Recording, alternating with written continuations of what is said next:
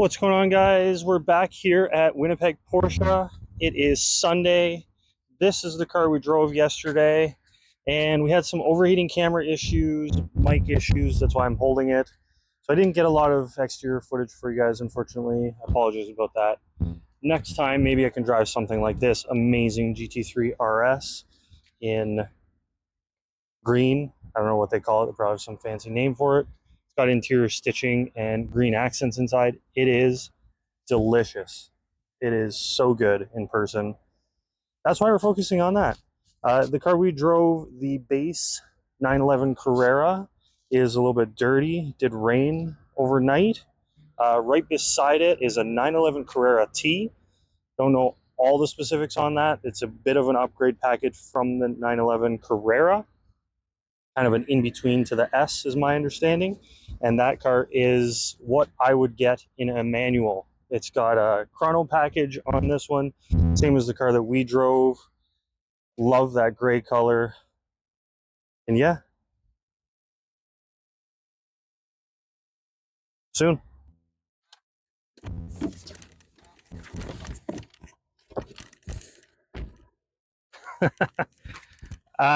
Pulled off some magic this week.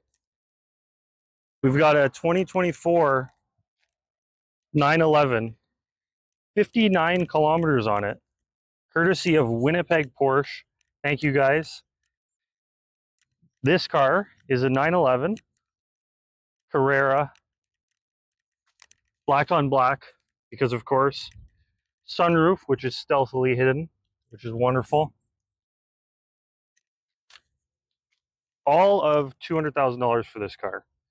And it is, I'd say, worth every penny.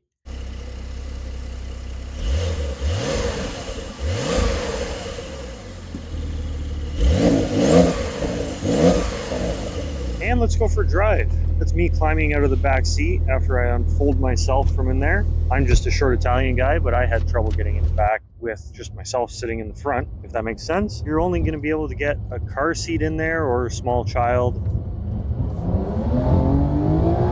You're not going to be able to fit your full-size friends, and there's no room for their luggage anyways. So not like you can take your buddies out golfing.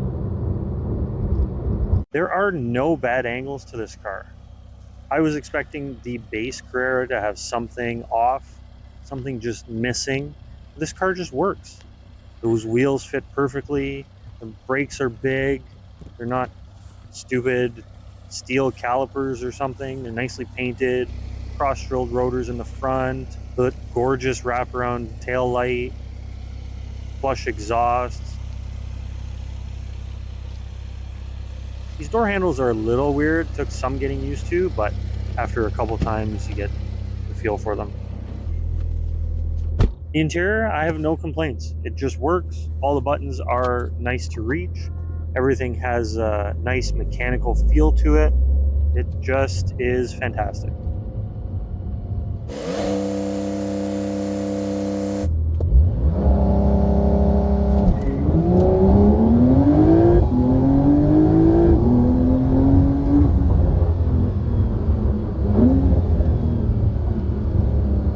You kind of get that classic Porsche feel.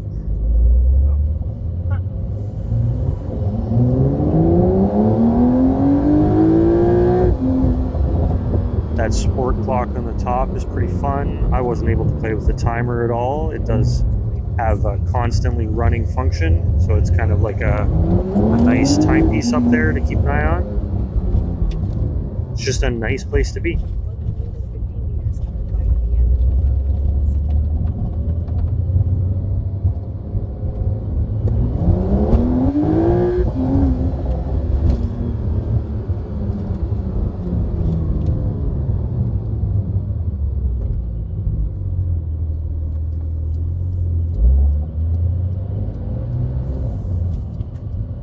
The interior, even on the base Carrera, is a fantastic place to be. It's got a nice mix of modern and classic hints, throwbacks. These Allen key screws are a nice little touch, give you some of that mechanical feel. The digital display has so many features, so many different gauges. You can spend a day figuring out how you want it set up. Took some getting used to figure out how it worked. but nice and simple if you want it to be as complex as you want it to be too.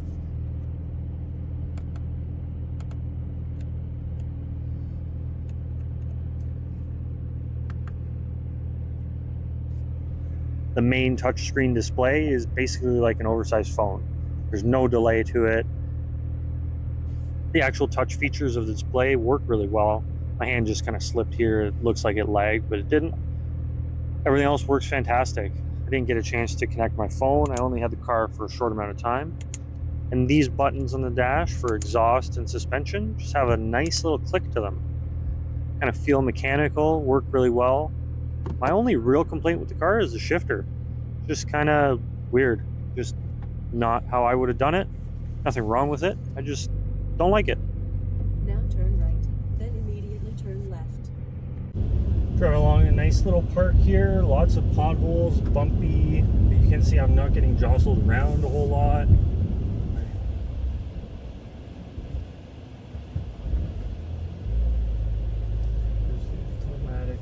I hate auto start stop, especially in a car like this. I don't even know where the button is. Maybe sport mode won't do it. Funny enough, outside you can tell this is a big car, and there is tons of room in here, but it's not like, I feel like it should be bigger inside.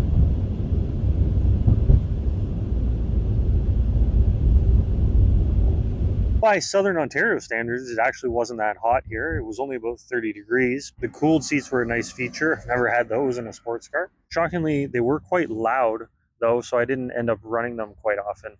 AC handled it quite well though. Even in a black car, it was cool all day. I don't know what else to say. This car, it's a $200,000 car. It's fantastic. I love it. I want it. I need it in my life. I'd have to put roof racks, but I can't believe. I guess I don't know if the back opens up.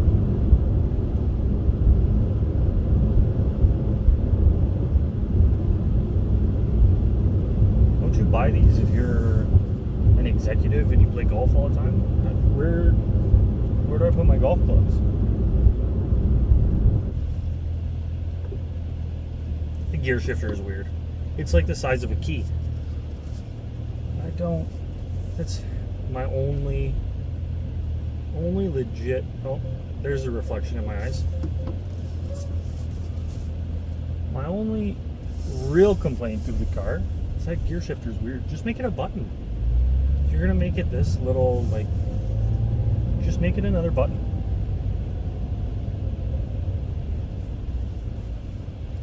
As I said, we're out here in Winnipeg, and they have an interesting way of doing their roads. They're all concrete, so they're basically like a sidewalk. The drive in a normal car is just terrible. The 911 Carrera seems to handle those bumps and undulations really well though. It's almost like you're driving on a normal road. You can see the camera shaking around a little bit, but it actually handles them really well for having those massive 20-inch wheels.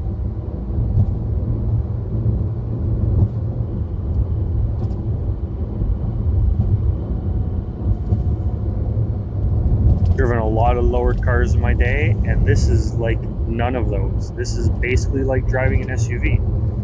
Sure, you feel it, it's a little bit lower. Like I said, those 20-inch wheels are going to let you feel all the bumps and seams in the road with those concrete roads, which is interesting for me, but it handles them really well. I would have no problem driving this car every day.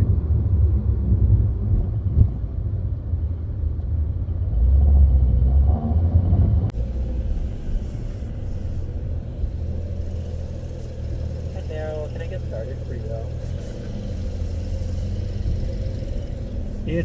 I mean, I'm a short guy, but it's hard to see out of this car.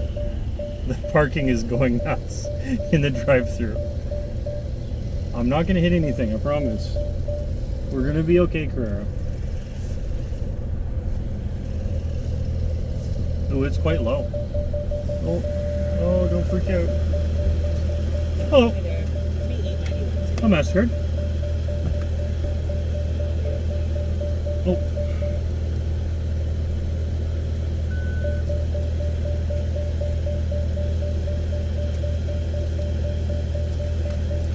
Thank you. Thanks, have a good one. Okay, parking, relax. That is cool though, that it comes on at low speed. I do appreciate that.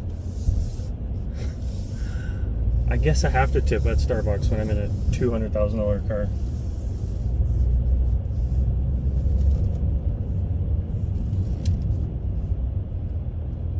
Cup holder, nice spot. I get if it was manual, that'd be weird though. Iced coffee, black.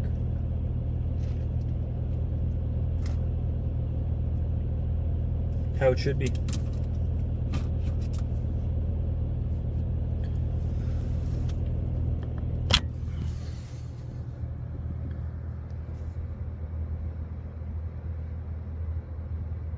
That's pretty cool. Have some. Kidding. Can't eat in a $200,000 car that's not yours.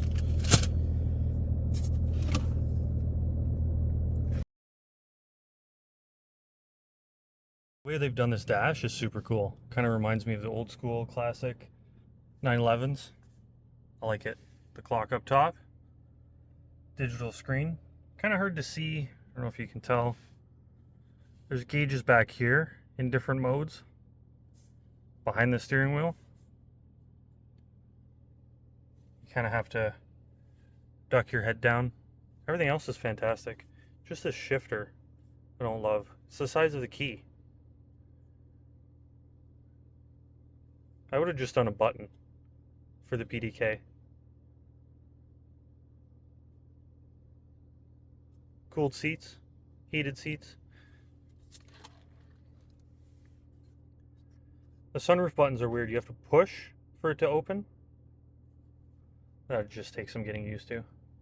Here, I got the gauges back out of sport mode. You can see their gauges tucked in there. This is roughly what I'm seeing. It's sort of a joke among car guys that modern cars just keep getting bigger and bigger, and we're not really sure why. Obviously, it's safety features. We all know that. 911 Carrera, bigger engines for bigger emissions controls and stuff like that. But I'm shocked at how little storage space this Porsche has. If you're an outdoorsy person and you like to go on adventures, you want to ride your bike, come to a park with your kids, that kind of stuff, you would need to get roof racks. No one really gives this car a second look. Unless you're a car person, it kind of blends in. Parked at the park next to the Kias and the Hyundais, and the PDK is actually a lot of fun. And when you want to just cruise around, it works just like an automatic. For a daily car, if you're in the $200,000 price bracket, this makes the boxes. This is the baseline for what all sports cars strive to be. It just works. It just does the things that you want it to do. It handles potholes. It's got air conditioning. It's got a frunk for your stuff. I don't know what else to say. It's amazing. It looks good. It looks every bit of $200,000, but it's also understated. It's not flashy. It's not outrageous. It's just a really, really good car, and I want it. I want it really badly. I want it so bad. The base model Carrera is a fantastic entry into the Porsche family. There's nothing left lacking. It feels like an incredible car. No shortcomings, nothing to be left desired. It ticks all the boxes. It's comfy, it's fast, it cruises nicely with the PDK, but when you want to have fun, you click the paddles and you feel like you're in a race car. The shifts are blindingly fast. And it's just a great overall sports car. It really sets the benchmark for what everyone else who makes a sports car tries to be.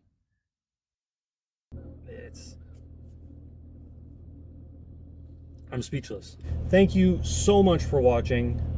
I gotta find a new name. I've been calling it Mediocre Car Reviews because I suck, but I appreciate you watching. This car is so far from mediocre. I literally can't find anything wrong with it.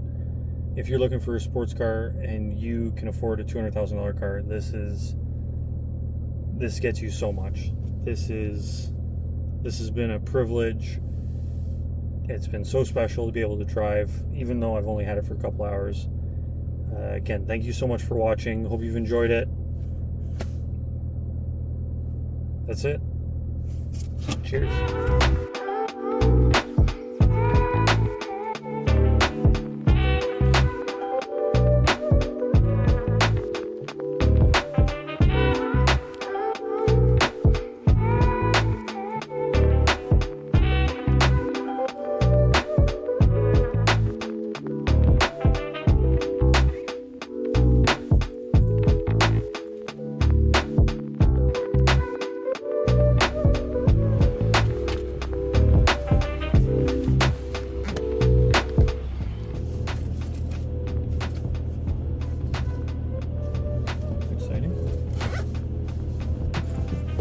I hope you're still filming.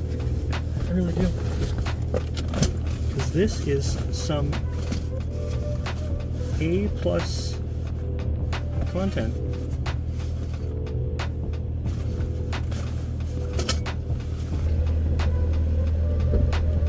Oh, it's just the little... That's not the one. I genuinely can't put my golf clubs in here.